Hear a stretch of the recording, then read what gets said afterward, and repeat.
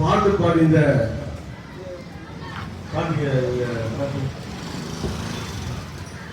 ஆண்டவர் இயேசு எல்லாருடைய வாழ்க்கையிலும் நன்மை செய்கிறவர். எல்லா மனிதர்களால கைவிட்டுருவாங்க, டாக்டராலையும் கைவிட்டுருவாங்க, உலகமும் கைவிடும். அப்போ நம்ம என்ன செய்யறதுன்னு தெரியாம நம்ம வாழ்க்கையை நிறுத்தலாம். ஆனா அந்த மக குழந்தைல பிறக்கும் பொழுது 750 கிராம் 3/4 கிலோ 750 கிராம் தான் இந்த மகள் பிறக்கும் பொழுது டாக்டர் சொல்லிட்டாங்க, ஒன்றும் பண்ண முடியாது, காப்பாற்றவே முடியாது டாக்டர் சொல்லிட்டாங்க.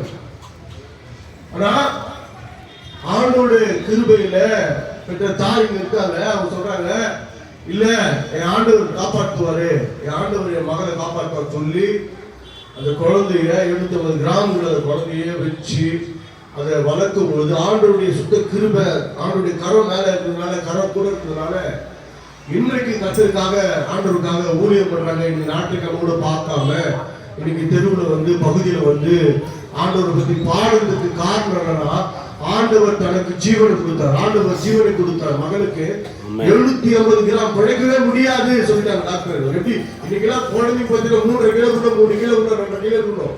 ஆனா 750 கிராம் குழந்தை எப்படி இருக்கும்? ஒரு கை அளவு தான் இருக்கும். அப்படியேப்பட்ட ஆனாலும் ஆண்டவர் இயேசு இன்னைக்கு ஜீவனை கொடுத்து உயிரோடு நிப்பாட்டி இருக்காருன்னா இது ஆண்டவர் செய்த நன்மை. அருமையான தாயாரே, தகப்பன்மாரே, நம்முடைய வாழ்க்கையில கூட டாக்டர் கைவிடலாம், இல்ல இந்த உலகம் கைவிடலாம், எல்லாமே வாழ்க்கையில ஃபுல் ஸ்டாப் வச்சிடலாம், முடியாது அப்படின்னு சொல்லிடலாம். நம்ம வாழ்க்கையில நன்மையே நடக்காதுன்னு சொல்லிடலாம். ஆனா அருமையான தாயாரே, ஆண்டவராக இயேசு கிறிஸ்து உங்களை பார்த்து சொல்லுகிற ஒரு வார்த்தை, ஆண்டவர் சொல்ற, நான் உன்னோடு கூட இருக்கிறேன், நான் உன்னை ஆசீர்வதிப்பேன். மனுஷன் சொன்னா அவன் வாழ்க்கை அவ்வளவு வீண், வேஸ்ட், இனிமேல் ஒண்ணுமே முடியாதுன்னு சொல்லலாம். ஆனா ஆண்டவர் சொல்றாரு, நம்ம பார்த்து சொல்றாரு, நான் உன்னை ஆசீர்வதிப்பேன். அருமையான தாயாரே, இந்த ஆண்டவர் இயேசு கிறிஸ்து எல்லோருக்கும் நன்மை செய்கிற தெய்வம், எல்லோருக்கும் நன்மை செய்கிறவர். இந்த ஆண்டவர் இயேசு நல்லது செய்கிறவர்.